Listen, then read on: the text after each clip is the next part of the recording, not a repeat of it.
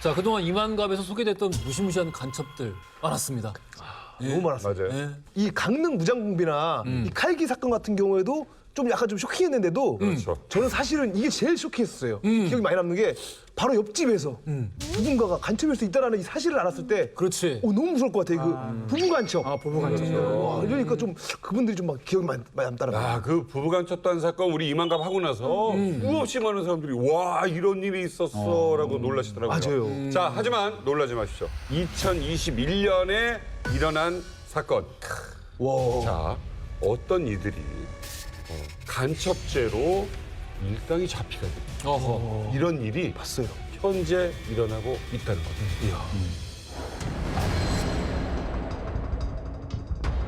21세기 지금 이 상황에서 간첩이라니 이 간첩 활동 혐의로 충북 지역의 활동가들이 구속이 됐는데요.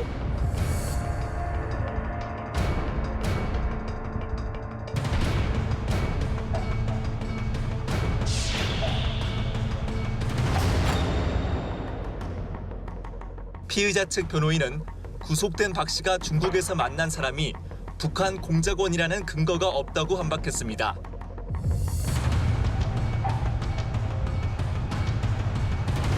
우리가 보통 간첩이라고 하면은 뭐 특수한 훈련을 받고 북에서 지령을 받아서 남한에 내려와서 특정한 임무를 수행하는 뭐 이런 형태로만 익숙한데 이 경우는 남한에서 그냥 사는 남한 사람들이에요, 그냥. 그러니까 우리가 알고 있는 소위 이제 지하당 조직을 이제 스스로 만든 건데 뭐 북한의 지령에 의해서 만들었겠죠.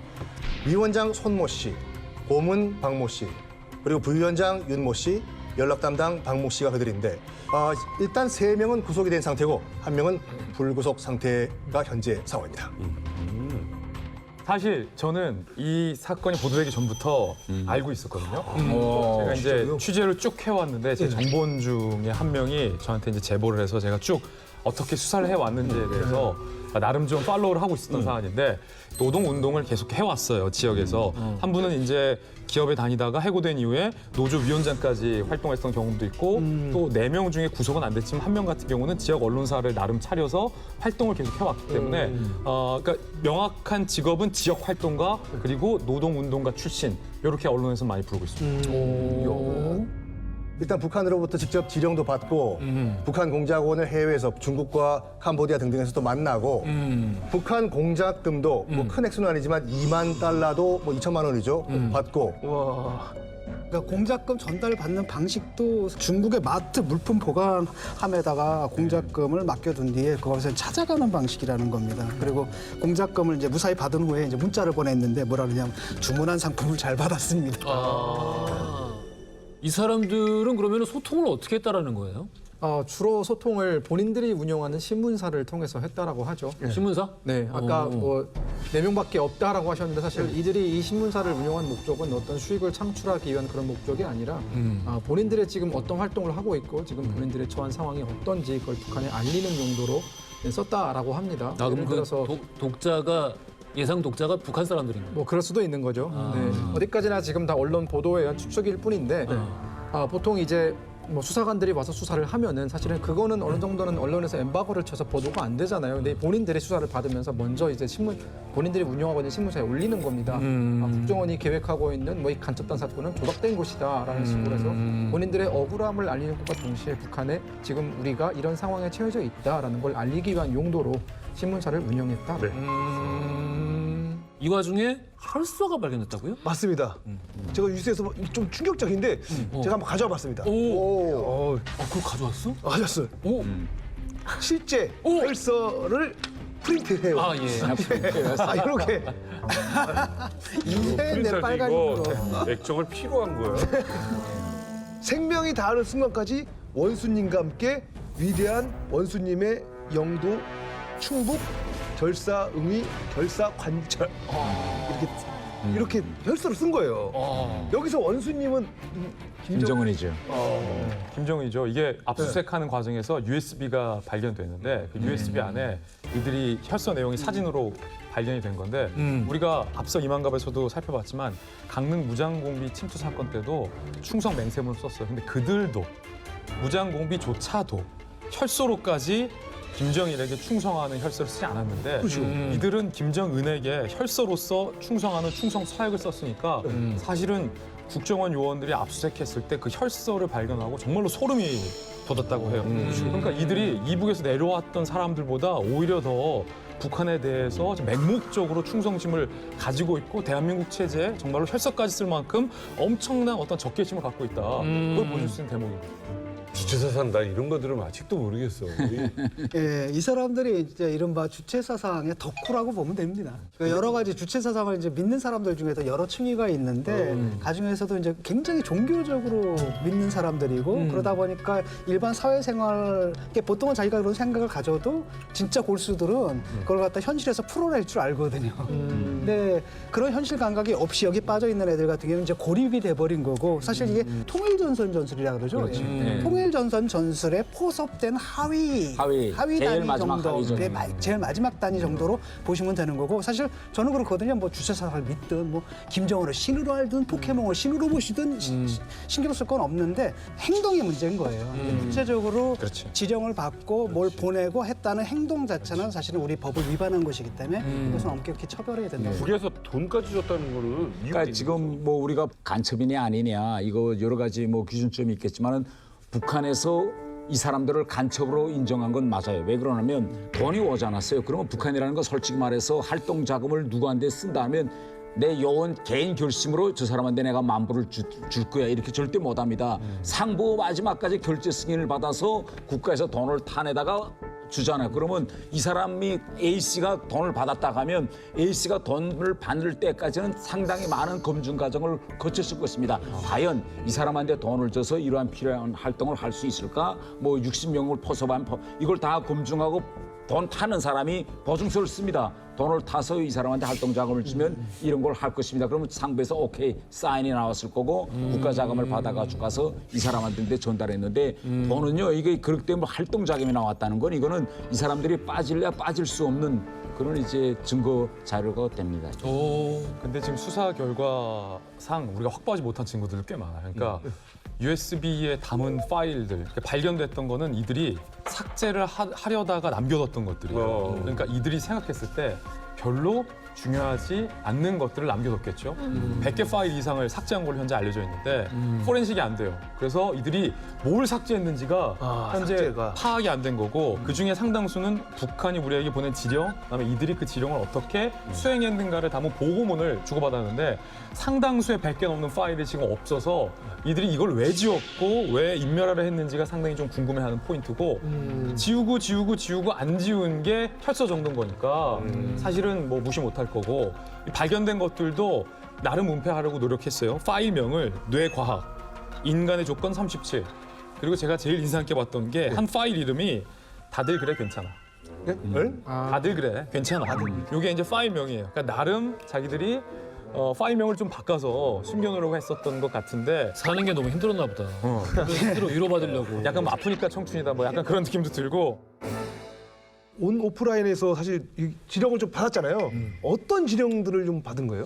지령이 뭐 국정원 해체 분위기를 조성하라, 또 뭐 아니면 젠더 갈등을 뭐 조장하라 여러 가지가 있었는데 저는 그 주요 지령 가운데서 한 3가지 정도가 정말 우리가 주목을 해봐야 된다라고 생각하거든요. 첫 번째 지령, 전 이걸 들었을 때 정말 깜짝 놀랐어요. 이게 현실화 가능한가? 바로 청주 간첩단의 주요 지령 60명의 동지를 포섭하라. 60명?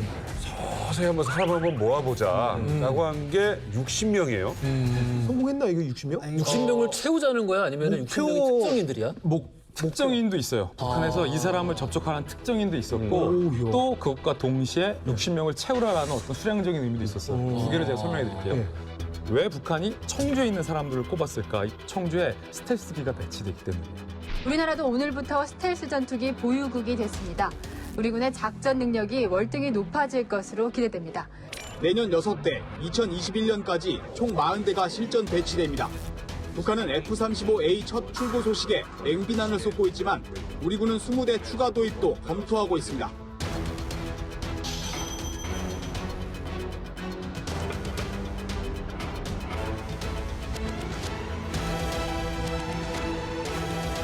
근데 우리나라와 우리 정치의 특성상 그 해당 지역의 주민들이 소수일지라도 극렬하게 반대를 하면 정부 여당 입장에서는 제동이 걸려요. 제동이 걸려요.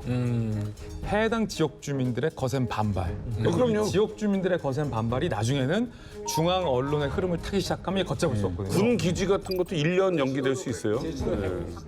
먼저 정계 인사부터 노동운동가 시민들까지 포섭을 계획하고 스텔스 기지가 도입하면 안 된다라는 논리를 개발해요. 소음 문제도 있고 보상 문제도 있고 개발 문제도 있고 그래서 뭐 청주에 국한된 지역 주민들을 실생활의 측면에서 같이 반대하자. 사회운동가로서 사회운동가인 척하면서 포섭을 시작하는 거죠. 손해 본다는 거. 예, 물론 북한이 딱 찍어서 보낸 사람들의 포섭은 이분들이 거의 대다수 실패를 했어요. 왜냐하면 그 유명한 사람들 입장에서 그 사람들이 딱 봤을 때 이 사람들이 영 시원치 않거든요. 그러니까 만남 자체를 거부한 경우도 있었습니다만 그렇지. 적어도 스텔스기를 반대하는 지역 활동에서는 꽤 포섭을 한 걸로 정보당국은 파악하고 있습니다. 북한이 여기에 대해서 대단히 이건 완전히 거의 과잉 반응적으로 지금 나옵니다. 이번에 왜 이렇게 싫어해요? 예? 왜 이렇게 싫어해요? 스텔스? 왜 그러는가 하면 북한이 지난 수십 년 동안 북한의 모든 군사 전략은 뭔가 하면 비행기든 탱크든 그다음에 장사정포든 다 북한에서는 굴을 뚫는다고 합니다. 우리로 말하면 터널, 갱도를 뚫고 거기다가 다 연 방법을 수십 년 동안 돈을 엄청 써서 다 그렇게 했어요. 그런데 이번에 들어온 이 F-35 이 스텔스기는요 쉽게 말하면 북한의 레이더망에 걸리지 않습니다. 김정은이가 군지휘관들 모여놓고 폼 잡고 일할 때 그 비행기가 머리 위에 돌고 나가도 들어왔다 나간지도 모르는 엄청난 겁니다. 두 번째는요 그 방커를 까부시는 미사일을 2대를 장착했는데 이걸 우리가 지금부터 계속 들여오는 게 그렇게 되면 북한의 모든 핵시설 미사일 기지를 이 비행기가 들어가서 땅 하고 때려도 북한은 모르고 있는 거예요. 왜 들어왔다 때리고 나갈 때까지도 그런 비행기가 들어오는 거예요. 그러니까 북한은 이건 들싸 반대해야 되는데 이걸 반대한다는 건 북한이 이미 오래전부터 떠들었어요. 그런데 단 문제는 뭐냐 이번에 내가 놀란 거는 한국 내 국내에서 반대 여론을 고조시키기 위해서 결국은 이렇게 문화교류국이라는 그런 간첩 부서에서 사람들까지 동원해서 그것도 바로 스텔스 F-35가 배치될 청주에서 이런 공작을 벌였다 이런 걸 보고 이거 대단히 좀 치밀하게 북한도 좀 짜고 두느나 저는 이런 걸 이제 항공기 전투기에 대해서 좀 아시는 분은 아시겠지만 이 전투기 같은 경우에는 대칭 전력이 아니에요. F-35가 한 대 있으면은 북한 전투기들 뭐 5대로 커버가 되나? 그게 아니라 안 돼요. 한 대가 있으면 전 공군이 다 수준을 못 써요. 그 정도? 그 정도예요. 그래서 북한이 레이더에 벌벌 떠는 거예요. 레이더에 걸리질 않아 이 비행기. 대박인데요, 이게? 이게 대칭 전력이 아니에요. 그 항공 전투기라는 것이 김정은도 벌벌벌 떨 정도의 큰 문제인데 이런 그 프롤레타리아 그 수많은 계급 가운데서 조금 높은 계급의 이런 지령이 내려와야지 왜 맨 밑에 계급에게 그러니까 이분들한테 차려진 것은 야 F-35가 몇 대 어디 누구한테 누가 이런 구체적인 게 아니라 F-35를 반대하면서 그 비행장 앞에 가서 피켓을 들고 그런 공개적인 활동하는데 그런 공개적으로 내세울 사람들은 한국에서 그런 엘리트라든가 중요 직책에 있다든가 이런 데 쓴 사람은 누가 하겠어요. 그런 종류의 공작은 동시에 하겠지. 유로도 같이. 예, 동시에 같이 하겠지. 이게 2만 달러라서 그렇지 5만 달러짜리도 있고 8만 달러짜리도 있을 거 아니야. 그러니까 이게 뭐냐면 그 국민적 공감대가 없거든. 스텔스를 반대한다라는 게 국민적 공감대가 없고 그렇다 보니까 아마 이제 이 사람들 나가가지고 뭔가 누가 해줄 사람이 이제 필요했겠을 겁니다. 그래가지고 내세운 거죠. 이게 무슨 큰 호응을 받을 수 있는 것도 아니고. 사실 F-35의 그 도입에 반대한 건 원래 미국이었거든요. 안 줄라 그랬거든요. 안 주려고 했어요. 스텔스 기술은 워낙 핵심 기술이라서 기술이라서. 갖고 있는 국가도 많지 않고 만에 하나 이 기술이 적성국으로 유출될 수도 있다는 그렇지. 우려 때문에 미국은 그걸 반대했었고 북한이 여기에 경기를 일으킨 이유 중에 하나가 90년대부터 북한이 가장 두려워하는 작전이 외과 수술식 타격이라는 거예요. 외과 수술이? 네, 그러니까 이 외과 수술식 타격이라는 거는 전면전을 하지 않고 소수의 정해적인 어떤 무기나 혹은 비행기를 이용해서 포인트 타격을 하고 오는 거거든요. 여기에 가장 적당한 기체가 바로 F-35A이고 F-35A가 가지고 있는 2가지 미사일, 타우러스 미사일, 그러니까 벙커버스터라는 미사일만 있으면은 김정은이 어디에 있든 죽일 수 있거든요. 그렇기 때문에 핵무기보다 무서운 게 F-35A라는 겁니다. 청주 간첩단의 주요 지령 수령님 말씀을 전도하라. 이게 뭐예요? 세기야도 저번에 다뤘던 저번에 저희가 다뤘죠. 북한 사람들한테는 피덕서 그리고 한국에서는 얼마 전에 출판을 했고 이거 4인방의 저희 리더격의 선모 씨 이거 읽는 운동을 했다는 거 아닙니까? 청주에서 시민운동의 차원으로 이 책 읽는 운동 그리고 국정원과 경찰에서 수사하는 걸 또 눈치챘다고 하죠. 그래가지고 이거 두고 가서 경찰청 앞에서 퍼포먼스를 합니다. 이거 읽는 거. 위단수님께서는 이렇게 하셨다 읽는 거. 북한의 지시를 나름대로 열심히 따르지 않았나 그런 생각을 해요. 오히려 이거 읽는다고 뭔 일이 있겠어라는 의견에 굉장히 좀 동감을 하는데 이럴 정도로 이상한 사람이라면 예를 들어서 어느 지역을 만약에 정부에서 이쪽 키우기로 했다 여기다 뭘 개발시키기로 했다 했는데 산불이라도 지르거나 아주 그러니까 엉뚱한 짓을 할 수 있는 사람들이라는 거죠. 오, 더 무섭다 그러니까. 극단주의자들이죠. 합리적인 판단이 가능한 사람이라면은 이 사리 판단이 될 것 같아요. 근데 나는 그 합리적인 판단이 안 되는 사람이 읽었을 때 위험하다는 아니 거지. 그거는 뭐 자유주의 원칙이라는 거죠. 자기가 읽고 자기가 뭘 읽든 자기가 뭘 믿든 그거 우리가 간섭해서는 안 되는 거고요. 그 사람이 만약에 그걸 나한테 읽으라고 강요할 때 그거는 이제 문제가 되는 것이고 그 사람이 뭘 믿든 간에 우리는 만약에 구체적으로 행동, 국가에 반하는 행동으로 나타났을 땐 그건 처벌할 수 있는 거죠. 청주 간첩단의 주요 지령 황교안을 매장시켜라. 당시였죠. 그러니까 야권의 당 대표였고 뭐 유력한 야당에서의 어떤 대선 주자 중에 한 명이었으니까 황교안을 매장시켜라라는 게 좀 황당하죠. 저희들이 듣기에는 황당무계하고 청주 지역과 4명이 어떻게 어디에 무슨 수로 매장을 시키겠다라는 의도인지 모르겠는데 이들이 제가 아까 말씀드렸잖아요. 우리가 보는 포인트는 이들이 과연 황교안을 매장시킬 수 있을까의 현실성은 우리는 알고 좀 우스워하지만 포인트는 그겁니다. 황교안이라는 개인 한 명을 매장시키는 게 아니라 이 대한민국의 정치권 중에 큰 두 축 중에 하나인 이제 보수 정치권에 흠집을 내라, 기스를 내라. 사실 이게 북한이 원했던 속뜻으로 보는 게 더 정확하고요. 북한 입장에서는 몇 명이지만 모여서 정치적으로 자기들이 흠집 내고 싶어하는 특히 총선을 앞두고 대한민국 정치에 깊숙이 북한이 개입을 했다라는 그 의도만큼은 굉장히 약간 깨름칙하고 소름 끼치는 거죠. 아니 좀 궁금한 게 이 황교안 대표님도 굉장히 좀 당황했을 것 같은데 이걸 알고 계셨나요? 뭐 알고 계신 것 같습니다. 그래서 뭐라고 얘기를 했냐면 북한에서 제일 많이 공격을 받는 게 나이긴 한데 나는 남한에서도 많이 공격을 받는다. 이렇게 이야기 나오고 있는 이 사람들 목적을 파악을 했을 때 그렇다라면은 이런 종류의 대중선동이나 혹은 갈등을 유발하려면은 뭐 전문적으로 활동하고 있다라고 일컬을 치는 노동운동, 이를테면 대기업 노조에 들어간다거나 어디 뭐 산별노조에 민주노총에 뭐 산별노조에 들어간다거나 뭐 장을 역입을 한다거나 이런 식으로 해서 효과적으로 침투해서 영향을 끼칠 수 있을 텐데 왜 그런 노력은 안 했나요? 그러니까 그게 가능하지가 않아요. 그러니까 노동운동이라는 게 어느 날 딱 들어가가지고 내가 딱 들어가면 내가 다 조직을 다 먹고 이러는 게 아니거든요. 아니죠. 몇십 년간 수많은 사람들 노력을 통해 수많은 사람들 신임을 얻고 그들의 인정을 받아가지고 높은 자리에 올라가서 조직을 관리하고 이러는 건데 북한에서 $20,000 받아와가지고 어느 날 딱 노조 가입해가지고 바로 할 수 있느냐? 그러니까 그렇게 이런 사람들은 이제 굉장히 성급하게 자기 목적을 드러내니까 남들이 볼 땐 이상한 거지. 쟤 뭐야?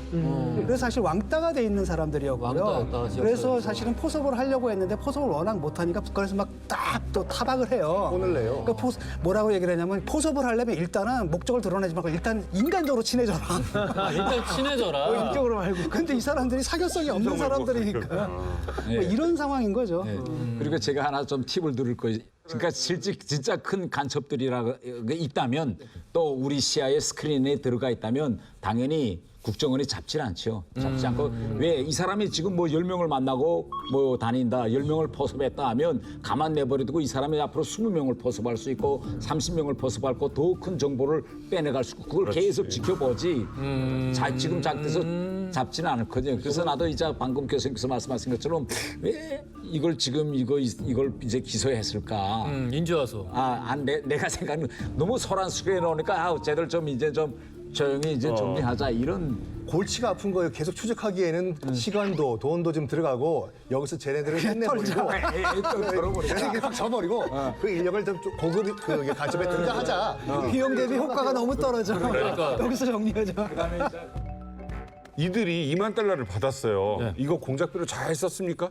아니요, 이거 좀 황당한 게 북한 입장에서도 좀 답답했을 것 같아요. 왜요? 2만 달러 받았는데 이들이 좀 생계형이라고 아까 말씀 주셨잖아요. 네. 활동을 하다 보니까 또 이 중에 10,000달러의 행적이 묘연한 거예요. 왜요? 누군가 횡령을 했다라는 논쟁이 있어서 자기들끼리 치고받고 또 분열도 되고 이걸 또 고스란히 팀원 한 명이 이 돈을 1만 달러 횡령했다라고 북한에 다시 보고를 합니다. 보고까지 해요? 그 과정을 또 우리 국정원이 또 그걸 다 봤어요. 그러니까 사실은 북한 입장에서도 2만 달러면 작은 돈이 아닙니다. 2천만 원이 넘는 돈이니까. 북한 없는 살림에 빠듯하게 모으고 모아서 활동비 2천만 원 넘게 줬는데 그걸 또 자기들이 횡령하고 난리치고 하니까 북한 입장에서 또 얼마나 황당했겠습니까? 이 친구들을 지금 지령 주고 돈 보내주고 했던 제가 지금 북한 내부에서 비판받든지 강등되든지 뭐 일이 생겼을 것 같아. 왜 그러는가 하면 충주 이게 저 간첩단이잖아요. 여기다가 지령을 줘서 뭐 어떻게 해서 돈도 실제 들어가고 그런데 지금 언론에서 나오는 거 보면 이건 너무 호접하다. 뭐 이건 완전히 뭐 인싸도 아니고 뭐 이런 얘기가 계속 나오니까 상부에서는 아니 그럼 이거 내가 이때까지 보고한 사람들이 이거 이렇게 호접한 사람이어서 돈도 나고 이렇게 됐을 거잖아.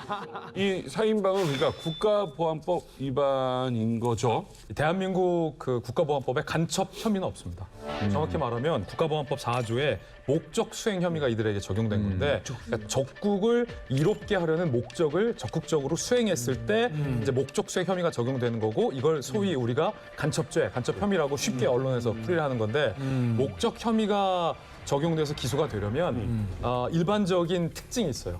물증이 굉장히 많을 때 그리고 수사가 거의 다 종결됐을 때 통상 이 목적 수행 혐의가 적용될 수 있는데 이번 건은 국정원과 경찰에서 사실 이전 정부부터 현 정부 말고 이전 정부부터 첩보가 있어 와서 꾸준히 수년간 수많은 증거들을 체증해왔던 겁니다. 동영상도 있고 사진도 있고 그렇기 때문에 사실 수사가 다 끝났다는 보면 되는 거죠. 사상은 자유라고 보거든요. 하지만 이런 식의 자기가 살고 있는 공동체를 배반하는 행동을 하는 것은 저는 온당한 한 시민의 관점에서 이건 절대로 용서해서는 안 된다고 생각해요. 공산주의 이론이라는 건 이렇게 됐어요. 혁명을 일단 할 때는 그 선두에 나서는 사람들은 누구냐. 결국은 우리를 보면 공부도 못하고 정말 빈농이고 프레타리아고 정말 이 사람들이 무슨 혁명가야 이렇게 할 사람들이 실제 혁명할 때는 선두에 섭니다. 이게 공산주의 이론에서 엘리트 우리가 생각하는 것처럼 간첩하면 뭐 엘리트만 딱 간첩이다. 정교하고 뭐 이런 사람만 간첩이다. 이거는 북한식 공산주의 이론에 맞지 않는 겁니다. 북한의 혁명 리론에 하면 모든 스펙트럼의 대중을 다 묶어 세워야 돼요. 가장 뭐 판사 검사로부터 시작해서 정치인, 뭐 국회의원으로부터 시작해서 제일 마지막에 진짜 우리가 보건대는 직 없어서 장작을 패서 국수를 만들어낸 이런 사람까지 그러면 혁명이 딱 일어나죠. 그러면 혁명이 일어날 때 누가 제일 앞장설까? 이 큰 스펙트럼에서.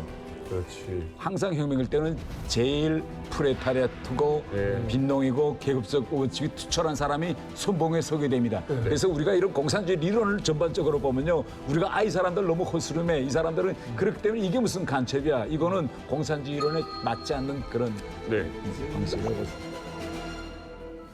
청주 간첩단 뭐 진짜 간첩이다 아니다 정확한 판결이 아직은 나오지 않았습니다. 자, 어쨌든 논란의 중심에 서 있는 청주 간첩단 사건 판결까지 저희가 끝까지 한번 지켜보겠습니다. 여러분 잘 신청하셨나요? 그러면 구독 쭉, 좋아요, 알람 쭉 눌러주십시오.